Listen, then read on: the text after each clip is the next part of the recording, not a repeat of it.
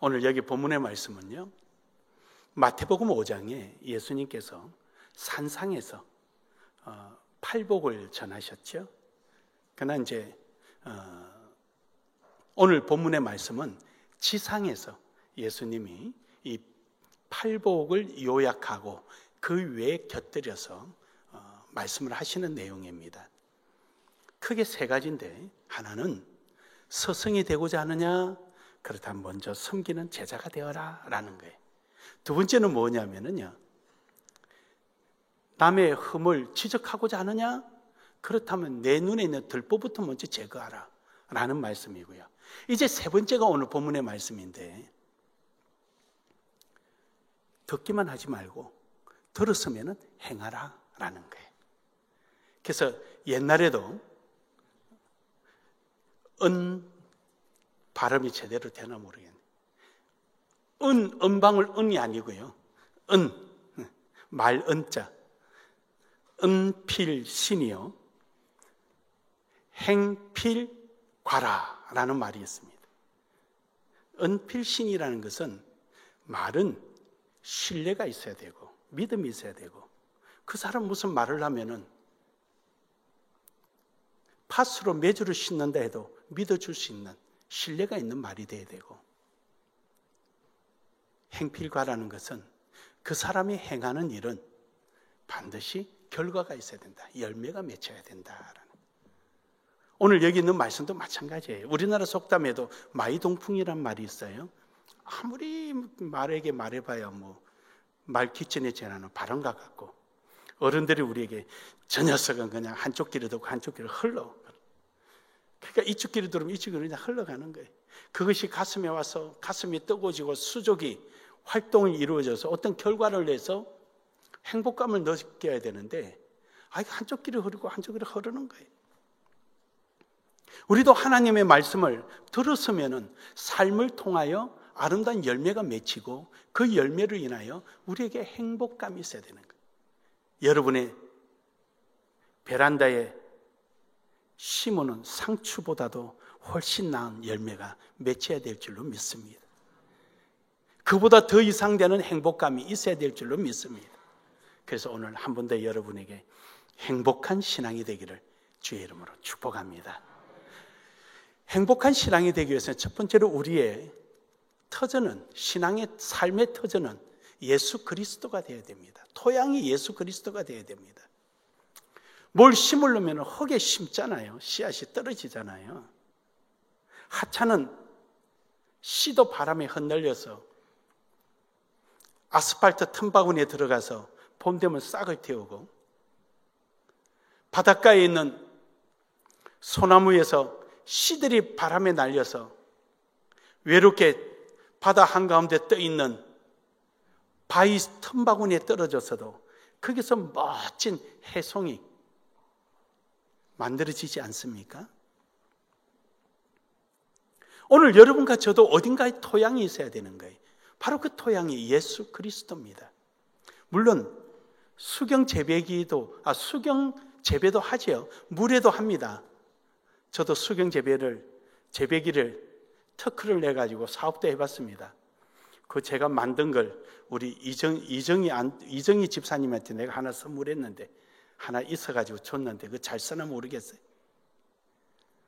그 물로서도 이 재배가 됩니다. 저는 난도 키워봤습니다.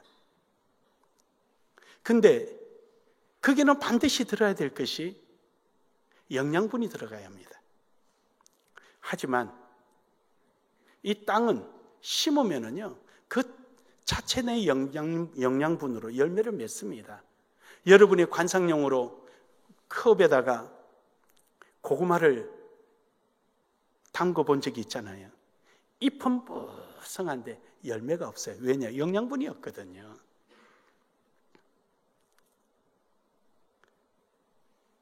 그러나 우리의 신앙은요, 이 세상에 심어지는 것이 아니라 예수 그리스도의 토양에 심어질 때 우리에게는 참으로 귀한 열매가 맺히게 됩니다.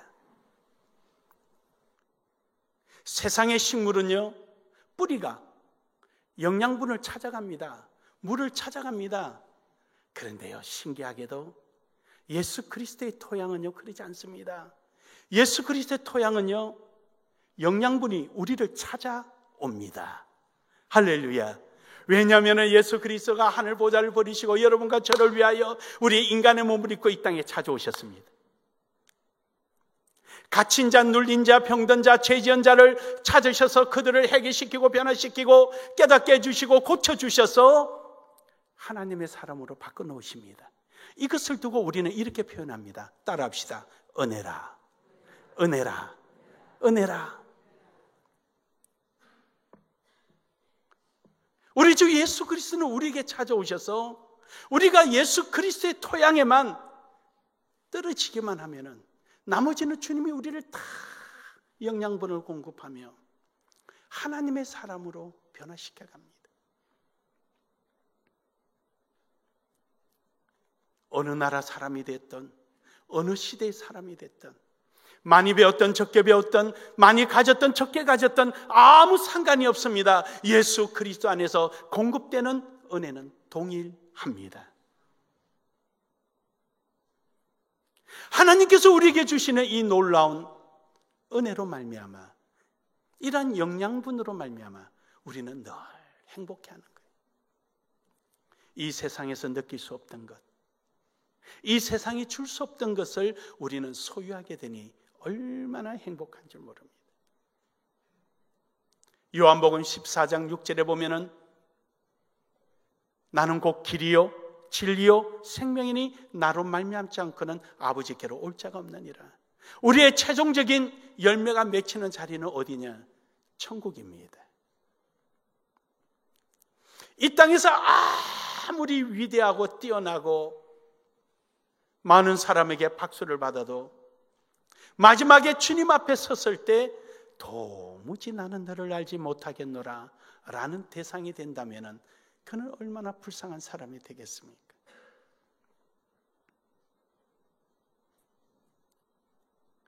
오직 예수 그리스도가 우리를 행복감이 극도로 느낄 수 있는 마지막에 순간에 자리할 수 있는 안내 길이 예수 그리스도입니다. 이 세상에 아무것도 없습니다. 무엇도 안 됩니다. 우리의 신앙의 씨앗이 예수 그리스도의 토양 위에 떨어질 수 있기를 주의 이름으로 축복합니다. 두 번째로는 우리의 삶 속에 예수 그리스도의 생명이 있어야 합니다. 여러분, 딸기 속에 딸기의 DNA는 딸기 맛을 내게 만듭니다. 포도의 DNA는 포도 맛을 나게 합니다. 오늘 여러분과 저에게는 예수 그리스도의 생명이 우리 속에 있어야 합니다. 목사는 목사로서의 예수 그리스도의 생명의 모습이 보여야 되고, 장로는 장로로서의 크기가 있어야 되고, 장립집사는 장립집사대로 크기가 있어야 됩니다. 평신도는 평신도로서의 크기가 있고, 권사는 권사로서의 크기가 있어야 됩니다. 예수 그리스도의 생명이 내 속에 들어오면은 그 그리스도가 그리스도의 생명에 표현하는 모습들이 바로 그 사람의 신앙의 크기요, 신앙의 질인 것입니다. 그 신앙의 질과 크기가 그 사람의 신분에 맞게끔, 신앙생활 한 연조에 맞게끔, 받은 바 은혜의 크기에 맞게끔 나타나야 합니다. 아무리 많은 걸음을 주고 수고하고 애써도 열매를 맺지 못하니까 하나님께서 찍어버려요.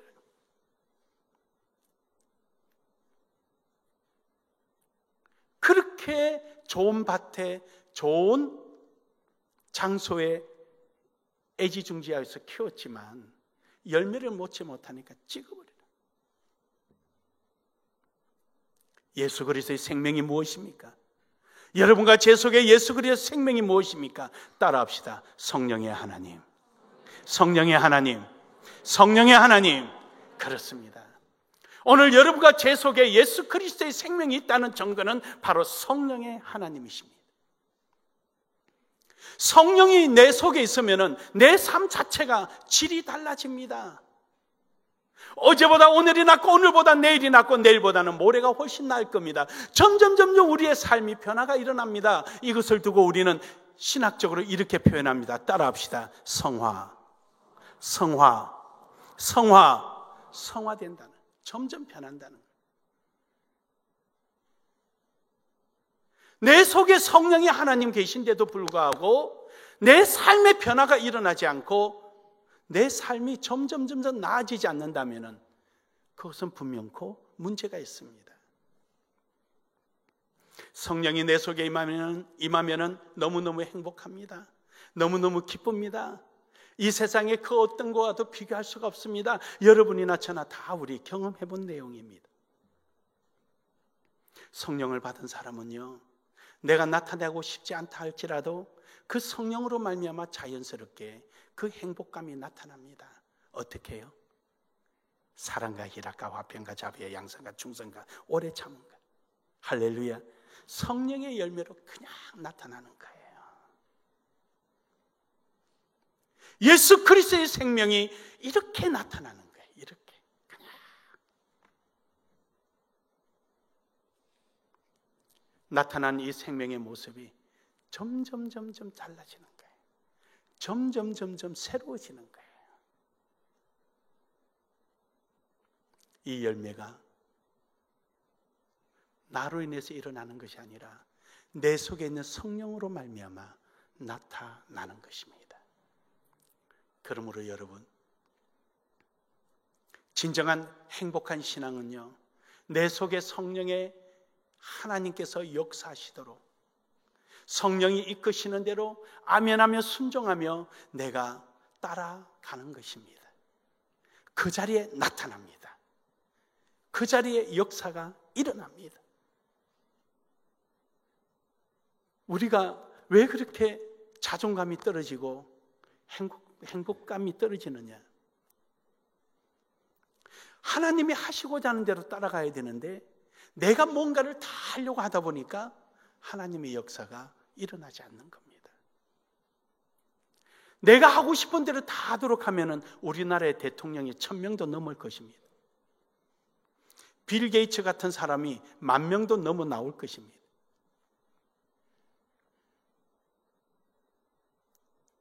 하나님은 하나님께서 원하시는 대로 우리를 이끌어 가시고 그 자리에 우리가 있어야 할 줄로 믿습니다.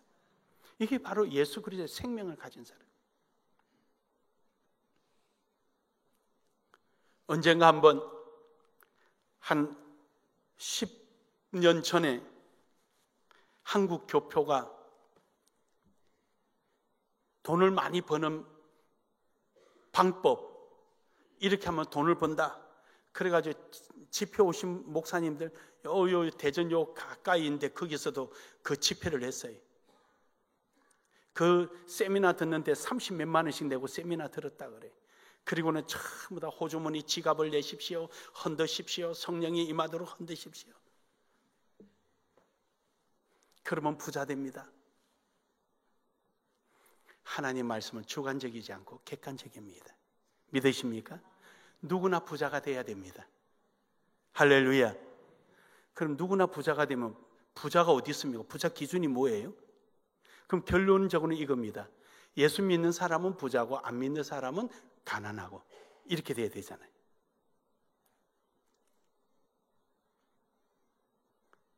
구원은 하나님의 은혜로 이루어지는 것이고 은혜 안에 쓰임받는 것은 하나님의 뜻에 의하여 쓰임받는 것입니다. 금그릇이 있고 은그릇이 있고 목기가 있고 흙그릇이 있고 큰 그릇이 있고 작은 그릇이 있는 것입니다. 믿으십니까? 여기에 있는 사람이 지혜로운 사람이에요. 부자가 되는 게 중요한 것이 아니라 오늘도 주어진 하나님의 은혜를 하나님이 원하실 때 언제든지 쓰임받는 사람이 위대한 사람이에요. 진정한 예수 그리스도의 생명이 있는 사람이에요. 사랑하는 여러분, 오늘도 성령의 인도함에 아멘하며 순종하는 여러분 되기를 주의 이름으로 축복합니다. 그 속에 여러분에게 아름다운 열매들이 가득 차서 하나님께 영광이 되기를 소원합니다. 마지막 세 번째로는 하나님이 원하는 합당한 열매를 맺어야 합니다. 앞서 드린 말씀처럼 열매를 맺는 데는 하나님의 뜻에 순종할 때 열매가 맺힙니다. 가시 넝쿨에서 포도를 구할 수가 없습니다. 은근키에서 무화과를 얻을 수가 없습니다. 포도나무에 포도가 있고 무화과 나무에 무화과가 있는 거지 딴 데 있지는 않습니다. 예수님의 토양에 내가 신앙의 씨앗을 파묻고 성령으로 말미암아 그리스도의 생명을 가지고 성령의 인도하는 대로 순종하고 나아갈 때 거기서 합당한 열매가 맺힙니다. 내 자신이 나타나기를 원하고 내 고집이 앞서면 절대 열매가 맺히지 않습니다. 여러분, 과일나무에 꽃이 떨어지는 것을 안타까워하지 마십시오. 꽃잎이 떨어져야 열매가 엉글게 되는 것입니다. 남들이 그 꽃을 보며 아름답다 그러고 향기가 좋다 그러고 박수를 보내며 칭찬하는 소리에 매여 있다 보면은 열매는 맺히지 않는 것입니다. 꽃이 피는 이유는 열매를 맺자는 것입니다. 오늘 나의 존재감이 드러나는 것은 하나님의 영광이 나타내기 위함임을 믿으시기를 주의 이름으로 축복합니다. 축복합니다. 여러분의 삶을 통하여 사람들의 박수와 기대감은 하나님의 영광의 열매를 맺기 위한 것입니다. 사랑하는 여러분, 인내합시다. 인내합시다. 우리는 너무 우리가 조급한 것 같아요. 누가 나 좀 안 알아주나? 누가 나 좀 생각 좀 안 해주나?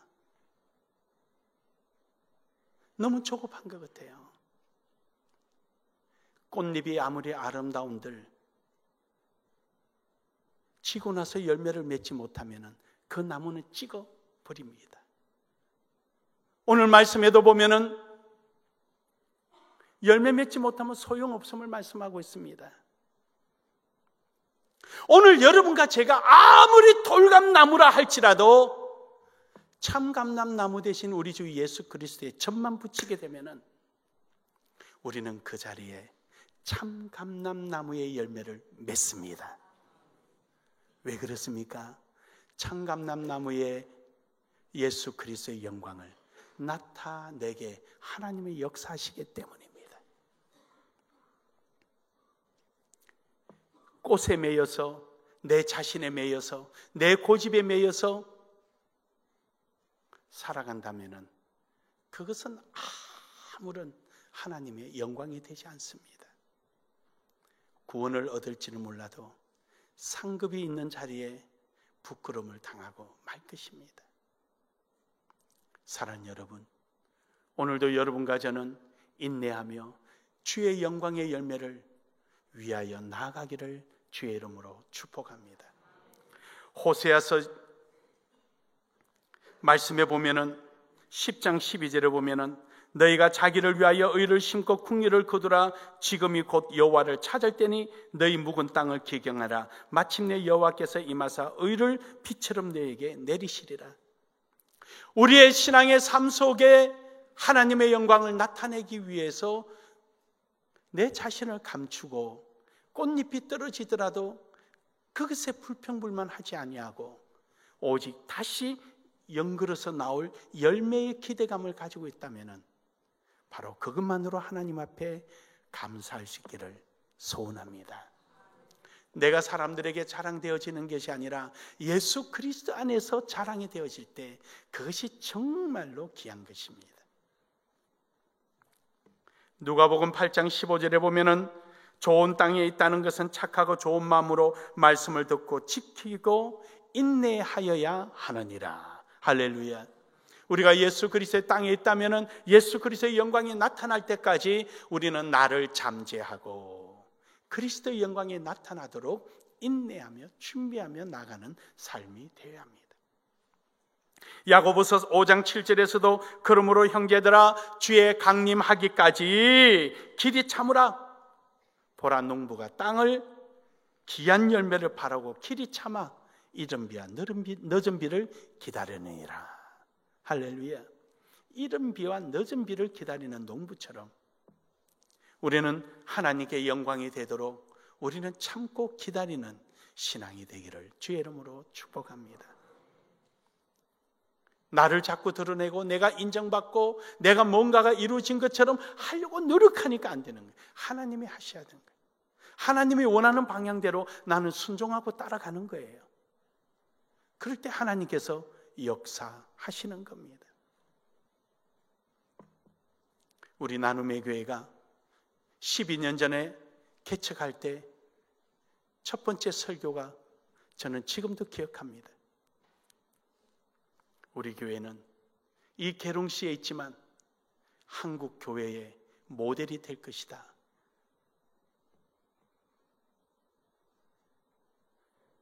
저는 왜 확신을 했느냐? 하나님이 하자는 대로 따라가면 되니까. 너무 편한 겁니다. 우리 교회가 하고 싶은 대로 하는 것이 아니라 하나님께서 하시자는 대로 따라가면 되는 거예요. 그게 바로 우리 교회의 선교였습니다.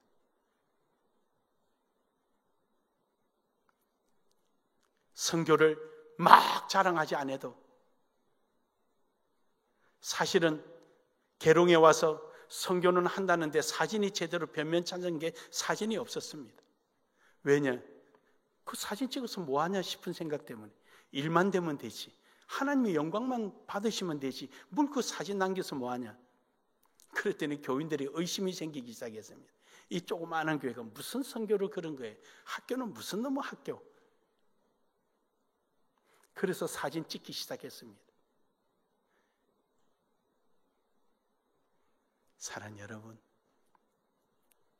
하나님이 원하시는 대로 하나님의 영광이 나타나도록 우린 참고 기다리는 열매 맺는 신앙이 되기를 주의 이름으로 축복합니다. 결론적으로 행복이란 나의 의지와 나의 수고가 들어갔을 때 거기서 나타나는 그 보람, 그것이 진정한 행복입니다. 저는 항상 행복이란 단어가 떠오르면 이런 비유를 합니다. 홀 어머니가 자식 하나 유복자를 어렵게 키워서 변변찮은 생활 속에 자식이 대학에 입학을 했을 때 그 입학금을 벌기 위해서 한겨울에 붕어빵을 구워가며 한 푼 두 푼 모아서 등록일 날 어렵게 등록금을 마련해서 봉투에 담아서 자식의 손에 쥐어줄 때 그 행복감과 한국 재벌이 자동차 100만 대 파는 행복감하고 어느 쪽이 더 클까? 여러분은 어느 쪽이 크다고 생각하십니까? 오늘 여러분의 삶이 여러분의 수고와 애씀과 순종과 기도와 하나님의 말씀의 절대적 아멘으로 여러분의 발걸음을 옮기는 자리마다 그러한 행복이 넘쳐나는 여러분 신앙 되기를 주의 이름으로 축복합니다. 축복합니다. 우리 한 번 더 인사합시다. 행복한 신앙인이 됩시다. 행복한 신앙인이 됩시다.